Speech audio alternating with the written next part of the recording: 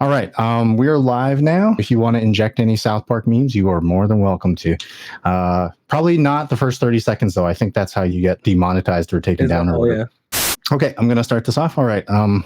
Hey, what's good, everyone? We are back for another Speedcast. Tonight, we're talking the new Microsoft Xbox Ally handheld. Did I get that right this time? Maybe? Maybe. Maybe. Okay, so this thing is brand new. So it looks like we're probably not getting the Ally 2, or this is our Ally 2. So now that this has been fully revealed, I'm going to ask my guests here that we have tonight. We've got Clef from Game Tech Talk and Nelly from at Gaming Repairs. Welcome. Hey. Were you speaking Japanese that time? I wasn't entirely sure. Said hi. Right? Yes, that's for the Nintendo stream. Don't worry, I'm going to edit part of this out. Okay, so I'm going to start over with my question. Now that we have the ROG Ally 2 revealed, what is one prediction that each of you have? I'm going to start with Game Tech Talk. Yes, the Xbox Ally and Xbox Ally X from Asus ROG. Just clarifying. What my predictions are, well, first of all, I have great hope that whatever Microsoft is doing with the software will actually be a great ability for us to tap into even more power for the devices that, with the new Z2E and Z2A that we'll have in our hands, hopefully very soon. I think that, first of all, I think that will definitely be something to look forward to and be excited about. But I also think, and I'm sure that's a question that everyone kind of has, I don't think it's the end for the ROG Ally 2. I still think that's going to happen. If you think of the ROG Ally and the ROG Ally X, which was kind of a mid-refresh, I think Asus, if you look from a time frame perspective, they're just keeping up the same pace. And eventually, we'll have a ROG Ally 2 approximately a year later that will probably be slightly stronger and push more buyers to want the next new toy. And by then, technically, we should have the Xbox forefront software to go along with it. So I think it's going to happen still. You almost lost me there, Clef. I thought you were going to go with Joe and say that the ROG Ally 2 is whatever you want it to be, like the Steam Deck 2. Joe, you're that guy, but no. Sorry, he's not here to defend himself, and so we're just gonna run with that. Nelly, could you tell me what your thoughts are in terms of one prediction you might have for next gen handhelds? Like, this one doesn't have the Thunderbolt 5, and that's really what I was anticipating on the next gen consoles here, especially with Asus releasing their eGPU with Thunderbolt 5. So where's the device that goes with that and that pairs with that? So for them to have this Xbox OS on there, really cool. It also is like Xbox's, pair up to, what Legion Go is doing with Steam. It's just it's the Xbox Steam battle here a little bit, but you can do everything with that PC side. So, having that OS is going to be huge. It's a leap forward for us as gamers. But having that Thunderbolt 5 capability on there and being able to say, hey, my Xbox device is now just as powerful, if not more powerful, than the Xbox Series X because I'm attaching it to an eGPU through Thunderbolt 5, like that to me is exciting. So that's what I expect us to see really for the next gen. That's a great point that you brought up there, and there's been some speculation, I believe, about the non-X Ally, so just the Xbox Ally with the Ryzen Z2A, which looks like it's the Aerith Plus APU that we were rumored and we speculated upon before, which also looks like basically an overclocked Steam Deck APU, if we're being honest about it. It seems like from the one teaser that we've got that the Ally only has a USB 3.2 port. So for the lower spec one, you can't even connect an eGPU, which seems really unfortunate and like a big miss. So for the Z2 Extreme version though, so the Ally X version, that one does seem like it has USB 4. But to your point, Nelly, it doesn't even have USB 4 version 2, which I don't think any handheld right now has. And so, yeah, it seems like a big miss if you were going to spend, if you're going to drop all this money on the new Asus 5090 eGPU and really you're just so bottlenecked that it just looks like any other GPU that's already out there in the market. Or They're going to spend that money, and 1 year later, Asus is going to be like, hey, get that ROG Ally 2. It's got Thunderbolt 5. Exactly. Tap through the power of your eGPU. Yeah. Okay. Yeah. You got me there, Clef. Yeah, that one will probably be called the ROG Ally X TXX. Throw in a Z in there too. But I know that you both have some expertise in eGPUs too. My understanding is that Thunderbolt 5 is a spec that's owned or is proprietary for Intel. So do you have any speculation as to like that ASUS eGPU having any kind of connection with like a future handheld, or do you think they're reserving that for like a future Zephyrus laptop or something like that? Nelly, would you care to weigh in on that? Yeah, I mean, they will probably put it on one of their like tablets, just like they would like the Flow. Mm-hmm. You'll probably see that on the next Flow. Like for them not to do that is pretty crazy. Like you have Thunderbolt 4 on the one now, but for them to have Thunderbolt 5, that gives you a reason to buy the next gen. Like especially if you're getting into that system, because you don't have the Oculink port, so there's no in between. So jumping from that Thunderbolt 4 to a Thunderbolt 5 is going to be a massive performance jump for anybody who has those devices. That's going to give them the reason to buy that new device.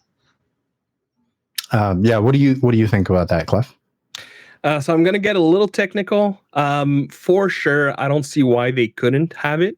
But one thing that's important to understand is Thunderbolt 4 and Thunderbolt 5, as you said, is owned by Intel. It's their technology. They brought it to the world, and they donated, similar technology for USB organization, which is USB 4, and can tap off of Thunderbolt 4. But they do have some slight differences.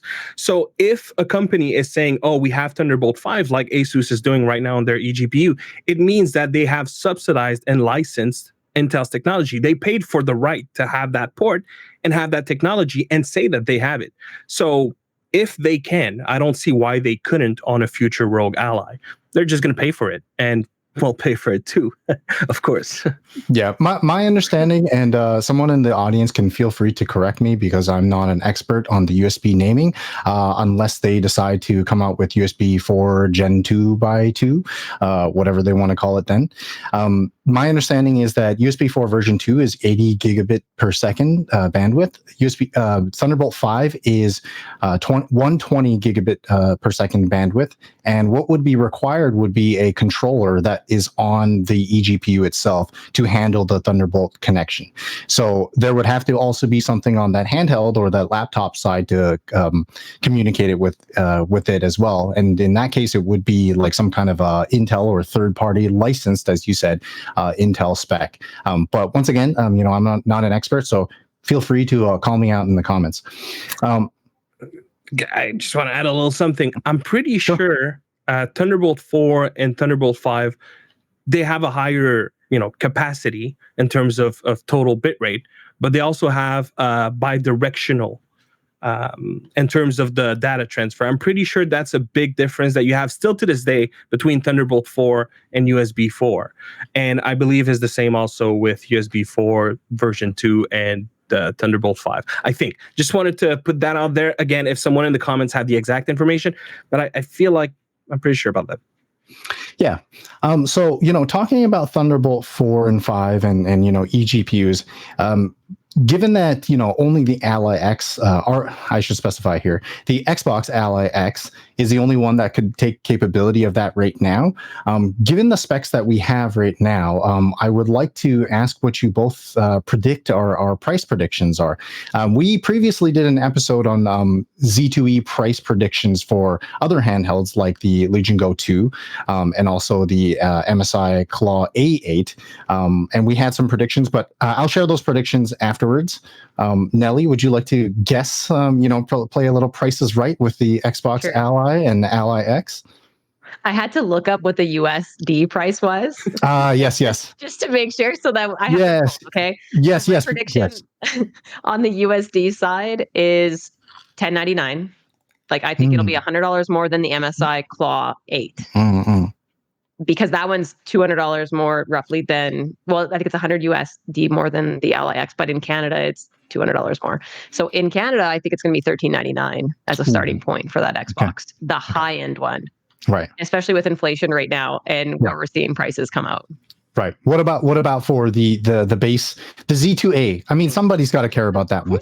Who's buying that? Oh, ouch. Who's buying that? The Ally X right now is like God. open box $699 at Best Buy Canadian. Like, who buys that low series? I think that's a terrible play to even have that on the market. I'm so glad that you said that and not me, because I'm usually the one that has inflammatory comments. Yeah, that's great. Now, okay, yeah, no, I agree with you fully. I mean, I do acknowledge that there are some people out there who don't want to play, the open box refurbished game. They're not comfortable with it, what have you. But I think to your point that you're making, though, there are other options out there on the market already, even forgoing that. Is that a fair assumption? Yeah. I think that there's better options for like what you're going to probably pay for that unit, because I imagine it's going to be more expensive than even the original Ally. And the original Ally, like Extreme, is still going to be better than that device. And if you can get the operating system on there, well, then you basically have it. Yeah. And the other thing, I don't know if you guys noticed this or not, but the buttons are flipped on that new device. So like your start and select are flipped. And so now we've been trained for 2 years or whatever. I think it's been 2 years now to be start and select at the top. Now they're at the bottom, and they've flipped those buttons. I didn't even notice that. Get your pitchfork now, guys. Yeah, get the. Yeah, I hope they do like Lenovo and give us the ability to the option. Exactly. Yeah. People were very angry about that, Clef. People are like, "I'm returning this Legion Go now. It's garbage. The start button's not at the top. This is garbage." It just made no sense. Like, you have buttons there, just right? Make it make sense. Hey, maybe they like to take a page out of Manba. You know that. But Clef, what's your price prediction for these? Oh, I'm going in the completely different territory. Oh, okay. I want to address the who wants the Xbox Ally. Okay. Look, as far as the panel goes, I'm in agreement. Who would want to buy that? Like, for sure, I'm going Xbox Ally X. It goes without saying. But if I go back a couple of years and I think of the Xbox Series S and Xbox Series X, I had the exact same mindset. And I believe the Series X actually ended up selling quite well. So I think Microsoft knows what they're doing, and some people are just going to go for price because they want the best new toy. And they think, oh, you know what? It's close enough. I don't know. I think it still will do fine, but we'll see.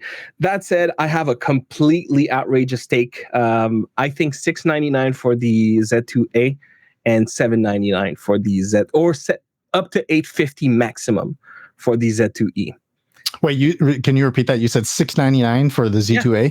And US. I'm speaking US. Okay, $699 and maximum $850, you said? Yep. So then are you less than the current? Yep. So I have to ask, if they're going that, if you're making that bold claim, does that mean that the non-X Z2A is just a dummy product? Like, it's just there to force people to buy the more expensive one? Possibly, because I mean, at the end of the day, I do believe that the price difference is not going to be high enough that people that understand the value will just be like, well, and it's kind of the same thing again with the Series S and Series X. Like, if you have the dispensable income, you just go for the bigger one, because the price, yes, there's a leap, but ultimately you get a lot in return. And I think that it's going to be kind of the same approach that they'll have with the Ally and Ally X. And for the price being so low, the thing is, we're not talking about just a company that needs to sell hardware. And let's not kid ourselves. Asus is trying to sell software with that Armory Crate, but it's bloatware for most gamers out there, I would believe. But Xbox is different. They're loading you on that forefront straight into Game Pass, into Windows Store, Xbox Store. So it's going to be a different experience in terms of software. And yes, you'll be able to tap into your desktop mode, much like you can with the Steam Deck, and play games on Epic, play games on Steam. But I do believe that there is still a software incentive, and I'd be extremely surprised if there's not a deal that is being cut with Asus. And if we take that into consideration, much like it always is the case, it'll allow them to have a price point that will penetrate the market with such like stupendous. Is that a good word? I think for the occasion, is it? Anyways, people are going to go crazy over the price. That's what I believe. And I think $699, $799, $850 top max for the Z2E is my call. And I think they can do it. I really, truly believe they can do it. I'd love to see those prices. If it's what Nelly said, I'll still get it, but I don't think that's what they're going for. I really don't. I do think 850 is a bold move. I will say for the Z2A version that you said, I think 699 for that, it's dead on arrival, because there were people who were already, a little bit up in arms about the 599 price for the Legion Go S, which we just saw the Windows variant with 32 gigs of RAM, which will handedly destroy this Z2A at drop to price of 599. So, I personally don't think it can be priced above $599, but maybe Xbox fans are more rabid than PlayStation or Nintendo ones, so prove me wrong, I guess. That's very interesting though. And I before I give one of our final questions there, I do have to ask about what your take is on the appearance and the ergonomics. I'll go to Clef because Clef, you are our controller guy. Hey.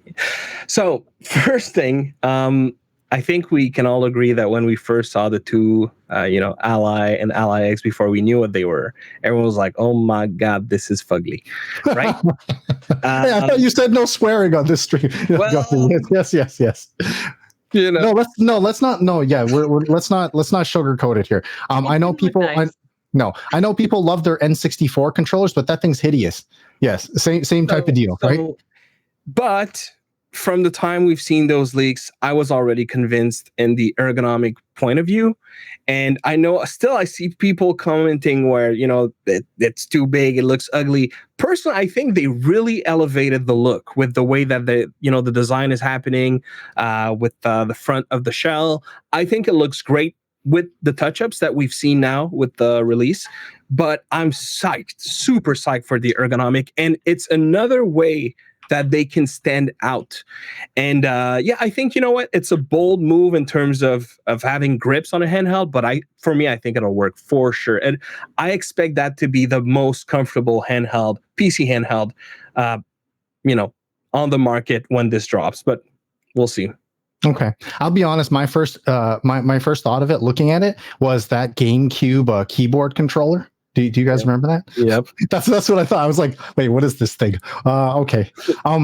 But Nelly, because you do a lot of repairs and things like that, what do you predict, if anything? I know we're still looking at like preliminary images. What do you think about like the potential repairability of this? Because we have no idea what the internals are. But I know you have lots of extensive experience with repairing consoles and things like that. Any thoughts on this? So when I look at it, I think of this. It's the portal. Like that's what I think of. And so you got a portal right in reach too. Yeah. And inside here, like you have all the controller components on the side, and it's okay because it's easier to manage like just those components. You don't have to mess with the entire board and taking those out because you have most of them just right on the side there. So if you don't have to just like, it might be easier to change joysticks and things like that because you don't have them buried underneath things or like just off to the side a little bit more. So it'll be interesting to see once it's opened, like what that actually looks like. But I think it won't be that bad to repair, like to actually do repairs and stuff. It's not as long as the Ally, which is interesting because the battery on the Ally is also 80 watts, but it's super long. So they must have done like a thicker, like not as long battery inside. So I don't know what that looks like, but it looks like the base itself is actually quite a bit thicker. It does look pretty thick. Yeah. Thick boy.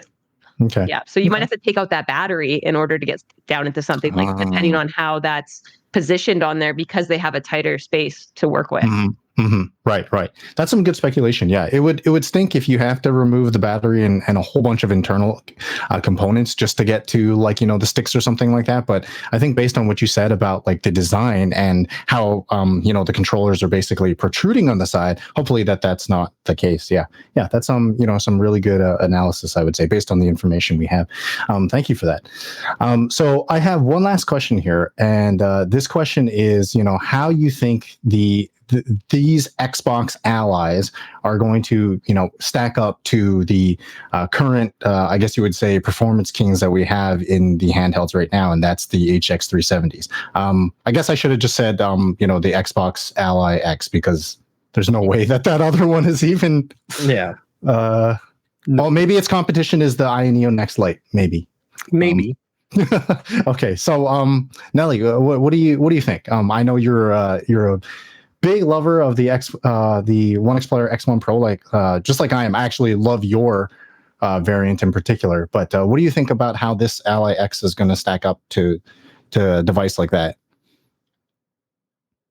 I love the HX370, and again, like we talk about a little bit on the eGPU side, but there's the compatibility with eGPUs is just a lot smoother when you have like a true AMD driver in there instead of a modified one. So like I am going to pick up a Z2 Extreme device because I'm curious of how it's going to be compatible. And the nice thing is, recently Asus actually released a driver that's compatible with the eGPUs for AMD. So you can work those together now. So we're starting to see that path, forward of how's that going to work with the XG Mobile, like the next gen, or, all these devices that are going to start coming out with AMD's cards for eGPUs that have Thunderbolt 5 for these handhelds. And if they're going to continue making these chips that are unique, how do they work and flow with that market? Because it's going to keep getting more popular. But having an HX370, it's like getting a taste of the goodness before it's out on mainstream. Like it's like we have like a back door to all these like cool devices because we're willing to just risk it on these overseas devices that are really cool. And then eventually like the mainstream comes out and they're like, wow, look how great this performance is. And you're like, we've been performing at this and beyond for, 6 months, 8 months. And so I don't know, it's tough from that standpoint, but I like the HX370s, but the dollar figure is expensive. That's like you pay a premium for that, but if you're getting it way in advance, then it's still going to perform better than the mainstream units. Like I don't mind paying that extra premium for a device like this. What do you think of that, Clef? Fair. You agree with that? Yeah, for the most part. I mean, I don't really have anything to refute here. I think the HX370 is a beautiful chip. It performs great. I don't see why we would see any different from the Z2E, and I also don't expect I think this is something to maybe important to be said for anyone excited about the Z2E. It's going to be a great chip. Let's get that out of the way. But I don't expect, as much as I'm excited about the software, and I do believe that we'll have some performance, I don't necessarily expect that it's going to feel like a new generation. Like you shouldn't expect that, right? If anything, what I'm thinking is going to happen is that where the Z1E and was it the 7840U, the 7840U was usually just a little bit better. I'm thinking that's going to close that kind of gap this time around. We probably won't have, that little advantage that the HX370 would have over the Z2E. I don't expect that whatever Microsoft is doing is going to push it that much further either. I think it's going to be more closer from one another, but, we'll see. I'd love to see them somehow, because Microsoft runs a lot of telemetry, right? So, if there's a lot of that is gone to the point that we can get, I don't know, say a 5-10 more FPS, it would be amazing, but I feel like it's unlikely to be the case. I think you bring up some interesting points, and particularly comparing like the Z2 Extreme and the HX370. One thing, in case our audience may have missed a tiny detail in the little presentation of the Xbox Ally X, is this is apparently a slightly different variant of the Z2 Extreme. It's supposed to be the Ryzen AI Z2 Extreme because AI is what sells the big bucks. This one essentially looks even more like a cut down HX370. So for those maybe that are you're not pixel peepers, you don't study the spec sheets like nerds like I do. You wouldn't notice that the HX370 and the proposed Z2 Extreme are essentially the same. The only difference is between the cores and the threads. 12 and 24 for the HX370 versus 8 and 16 on the Z2 Extreme. So this could be basically a cut down HX370. What would differentiate this AI variant from the original or the first Z2 Extreme that we got is that, like the Z1 Extreme, that Clef mentioned, the Z1 Extreme had the XDNA or the AI processor on board disabled from the 7840U. So maybe this AI Z2 Extreme is actually, literally just a HX370 with a couple of cores and threads turned off, whereas the non-AI Z2 Extreme is a couple of cores and threads disabled, and also the XDNA or the AI compute also disabled too. So I'm not sure exactly how they would be able to leverage that. Maybe, there's something that would disable all that telemetry that Clef is talking about. Maybe disable a bunch of background processes. Like it sees that you've launched a game and then, it disables everything else. Maybe it would be something like that, and that would be really great.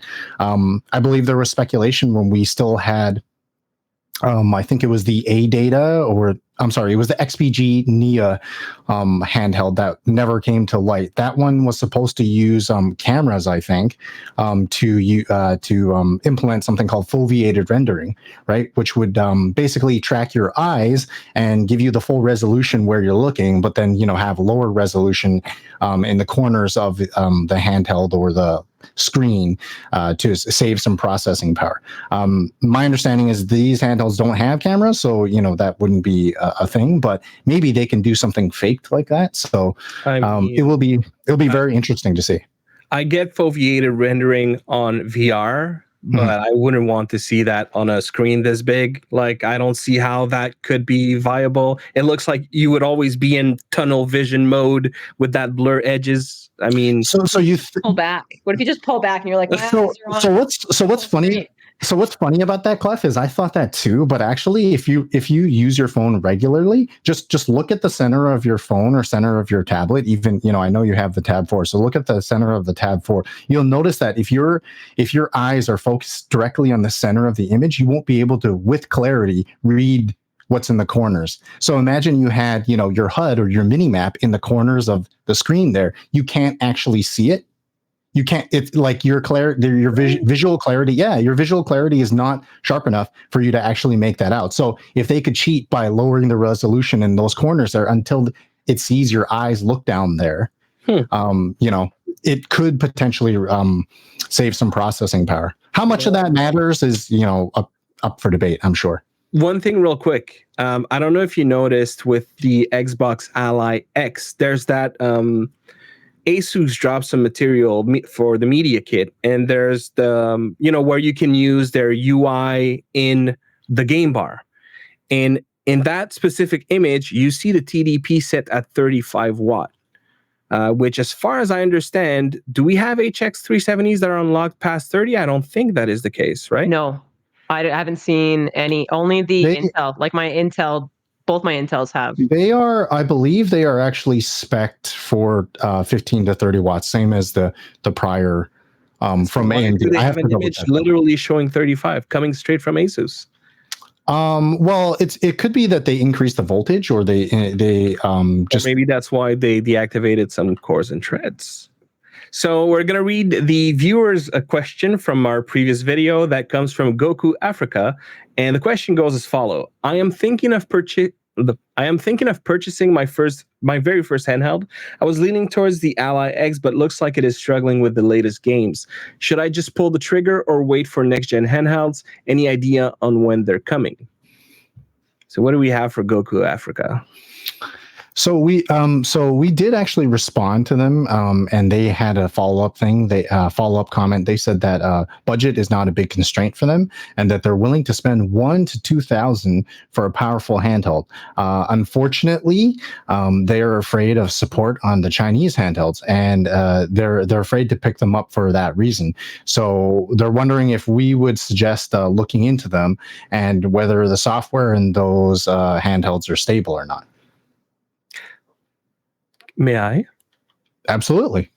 First of all, I'm not that I want to, but what I would recommend going into PC handheld, just before we talk about what device, you have to come into this market expecting to have to make compromises. It's not a PC, it's not a console. It just goes with the market and the concessions that we have to make to be able to play our games on the go. So with that said, struggling with latest games, it's going to happen on pretty much every devices. It's up to you, the user, to adjust your game so that it's at a playable level. And that means, lowering your resolution, lowering your fidelity. But for the most part, most handheld PCs that came out in the last 2 years, you're going to be able to run pretty much everything. But it is true that some will do a better job than others, and yes, the support when it comes to Chinese devices, they're not as great if we're being honest. So what I would recommend, if you want something where you kind of have that peace of mind but have great performance, I would strongly recommend waiting for the Legion Go 2. And I saw a post on Reddit that apparently it's coming, they're starting mass production in August. So we should have it before the end of the year for sure. And I think that's going to be a phenomenal device and definitely worth waiting for. After having hold it at CS. So you could experience. All right. Nelly, what are your thoughts on that?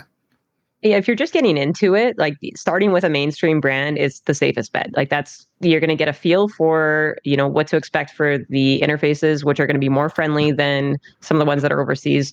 It's almost like you want to be at your next stage when you go to dabble into those devices, like not your very first one, but your next one. And then you really get a feel of like, okay, I need to tweak this. I need to do this. I understand that these are the things that I need to do in order to accomplish the kind of gameplay that I want. So I agree with Clef. Like the Legion Go 2 looks really good. The MSI Claw that's coming out with the AMD chip, like that's like the Z2 Extreme on that as well. And then we have the Xbox Ally X that's coming out as well. And, those are all devices that are coming out in the fall here. And we're not that far away. We're halfway through the year already. It's going to come by pretty quick. And we're going to keep getting little spoils along the way. So just keep that hype up and figure out which device you want. And it's going to come down, just like Clef said, to compromises. Do you want to have that bigger display? Do you want to have the bigger battery? Do you want to have more RAM? Do you want to be able to change the hard drive to a 2280? Or do you want to be able to be stuck with a 2 terabyte little tiny drive? Like there's all these different sacrifices that you need to be able to make depending on your device, and starting with the mainstream ones are the safest bet. Yeah, I think that's great advice. Something I would also add to that is if you are feeling particularly adventurous and you do want to try any of these, let's call them non-mainstream handhelds, like those ones from the Chinese companies like GPD and 1xPlayer and Ioneo, you can get some of those from Amazon or Best Buy. Like obviously there's a price markup and you might not be getting like the latest and brand new device. So meaning if you're getting an Ioneo device, it's probably 3 SKUs old already. But it's something that you can try just to see that experience. And then, because it's being sold at Best Buy, well, if you don't like it, you could just return it, right? And that's a much safer bet than trying to back something on Kickstarter or Indiegogo where, you're kind of SOL at that point. You know which one I want? I want the Zotac Zone. Zotac Zone 2. Zotac Zone 2. Yeah. It'll be Zotac Zone 2S or 3 by the time it comes. Right. Yeah. All right. This has been an awesome show. Please, everyone, make sure to leave your comments and let us know what you'd like to see more of on the show. Thanks again, and have a great evening wherever you are. Bye.